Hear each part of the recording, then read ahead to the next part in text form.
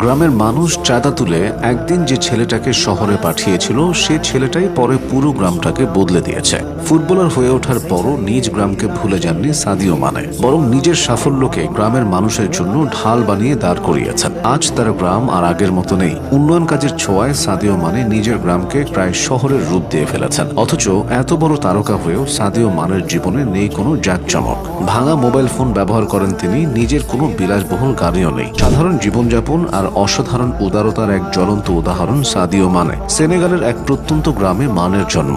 নদী তীরবর্তী এই গ্রামটিতে প্রায় 2000 মানুষের বাস। সেনেগালের রাজধানী থেকে গ্রামটির দূরত্ব প্রায় 7 ঘন্টার পথ। এখানকার মানুষের প্রধান পেশা মাছ ধরা। গ্রামে নেই পাকা রাস্তা, মানুষের পাশ দিয়ে গরু ছাগল ঘুরে বেড়ায়। আধুনিক সুযোগ সুবিধা বলতে একসময় ছিল না বললেই চলে। দীর্ঘদিন ধরে গ্রামটিতে কোনো হাসপাতাল ছিল না।